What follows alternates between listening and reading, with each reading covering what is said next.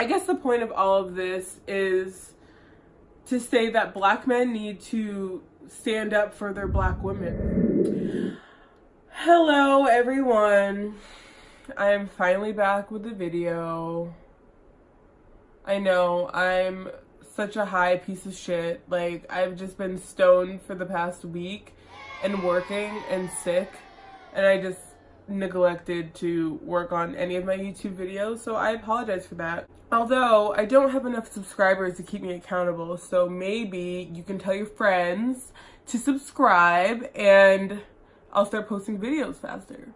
Okay, so today's video is a video that I'm really excited about, but like, it's really hard to wrap my head around everything, or it's hard to formulate exactly what I want to say and how I feel about it. So I have some notes down here that I'm going to refer back to.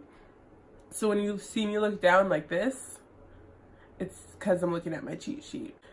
It's Black History Month, and I know I'm like the worst Black person in the world because I promised you that I would post videos every day of this month, and I literally haven't. So shout out to my people. But you know, it's not like I'm not gonna do it. Like, I'm just late. Cut the people time. Basically, the topic of this video is about why I think the Black community needs to be united. By Black, I mean all types of Black. That's Caribbean Black, Afro, Latino Black, African Black, European Black, Canadian Black, all Black. This, and a few shades darker and a few shades lighter. Black. This video means a lot to me just because I feel like growing up in a predominantly white state, like I've mentioned before, has caused people to have misconceptions about me that aren't true just based on how I dress and talk and just present myself in the world. And people failed to acknowledge that I am the way I am because of where I grew up and how I grew up and my experiences. But before I get into it, I just want to show off my shirt. It says, "Nah, Rosa Parks, 1955. And she said, "nah," to go into the back of the bus. But yeah, so because I grew up in Vermont, people often think that I'm like sedity or uppity or whitewashed because I have a lot of white friends and I enunciate my words and I know more than 350 words total. So people use my educated rhetoric as a way to villainize me and call me whitewashed, when in reality I just like to read and I was like on the spelling team in elementary school. The reason why I wanted to make this video was an incident that happened at work recently where this guy came in and he was a Black man and he was ordering food for me and he had a complicated ass order, which wasn't the problem because I can deal with complicated orders. It was the vagueness in which he delivered that order to me is what really started the problem between us. He basically was like, I'll make something up so I don't like give up where I work. But he was like, let me get a tuna salad. So I'm like, okay, how do you want your tuna salad? Do you want it on sliced bread? Do you want it on a wrap? Like, how do you want it, you know?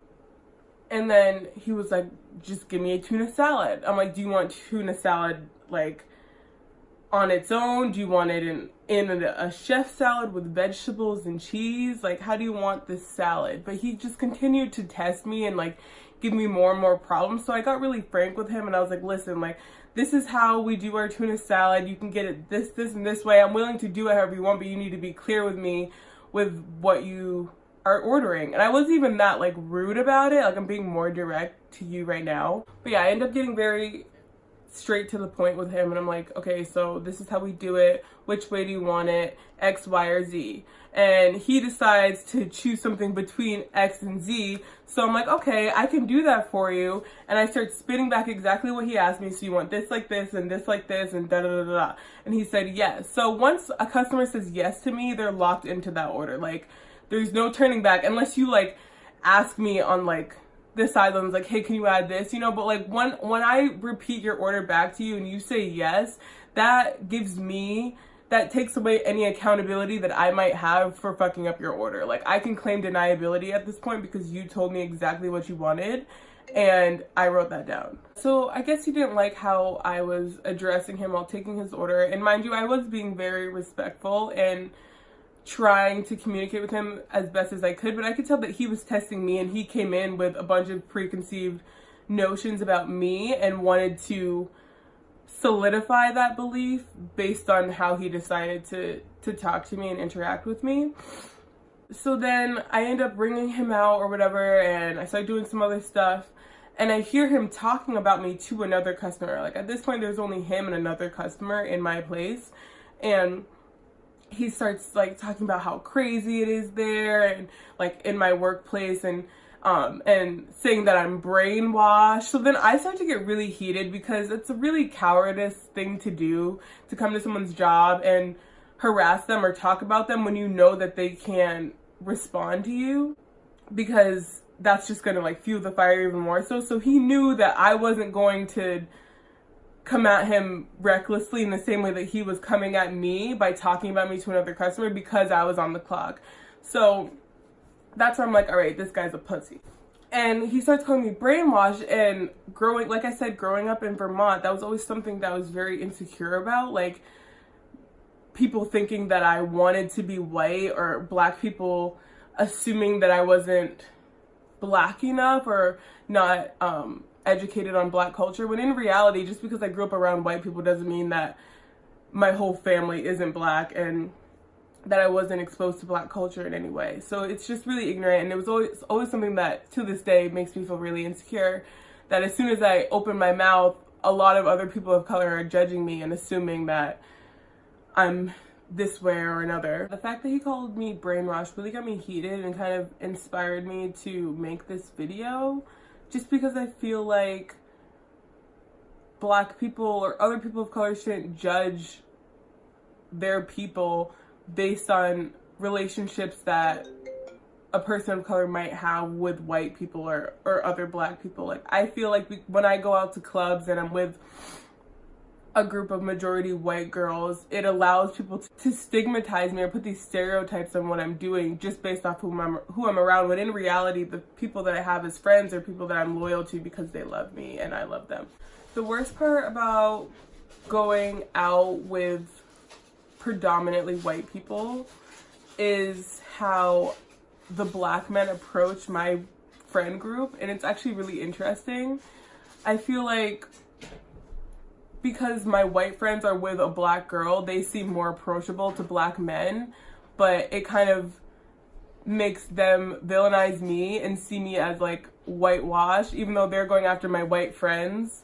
But because I'm with them, then I'm more white and not black enough to their standards. So when they approach my group, they like kind of ignore me and are very like standoffish towards me. Kind of just like I'm like invisible entirely. And this has happened to me on like hundreds of occasions. Maybe that's dramatic, but like often. And my friends are catching on to it at this point. But it's just crazy how someone can judge me and my personality based off who I show up with, when they're using that as like some type of racial calculation to decide if they're going to get rejected or not by my white friends. Now, black men need to take more accountability for their actions and think about why they're going after the people they're going after. Because in reality, it's just for the fact that white women are stereotypically more easy and easier to deal with than black women. So that's why they feel like they can approach my friends who have a black friend that shows that they're not racist. So then it kind of leaves room for the black man to come into their life. It's pretty backwards, but those are just my sociological observations that I've made in life within the nightlife world. Really, people just need to shoot their shot and keep it moving and stop trying to base their rejection off stereotypes that they have. I guess the point of all of this is to say that black men need to stand up for their black women. I think one of the biggest divides within the black community is amongst genders, and I think that both sides, and I'm speaking cisgender specifically, both sides of the cisgender community tend to apply stereotypes to the other, and it keeps this wedge within the black community that stops us from rising up. Black people generationally have been raised by single mothers because of the mass incarceration system, and lots of Black fathers getting taken away and sent to jail. So the Black family has been broken for decades, and I believe that's a staple part in uniting the Black community and allowing us to flourish as a whole, because it all starts with the household and how you're raised. Yes, there's nature, but nurture plays a huge role. And that leads me directly into the R. Kelly topic. I know I've talked about this before, but why are people still streaming this man's music? Like, I still see so many videos of R. Kelly performing here and all his fans outside who are predominantly Black saying, oh, you know, he's always been like this, you should let it go. Protesting isn't going to stop anything when they hold demonstrations outside of his concerts. And it's just like, what does it take? This man has been raping our children for decades, and you're just going to ignore all of that to have a good night for the sake of having cheap tickets and a good show? Like, get it together. So yeah, I just wanted to point out a few things that I see needs changing within the Black community. I guess this video is more of like a rant style. I'm just tired of this whole pointing fingers at each other and telling each other that you're too this and you're too that. Be more Black, be more educated. Like, just let us live, okay? Like, I'm bicultural. I'm well versed in both white and Black culture because of the way that I grew up. Therefore, my code switching is fleeky as fuck, okay? I can talk to my friends one way and go to work and be proper as fuck the next. So that's just me. It's a wrap for this video, and stay tuned for what's coming next.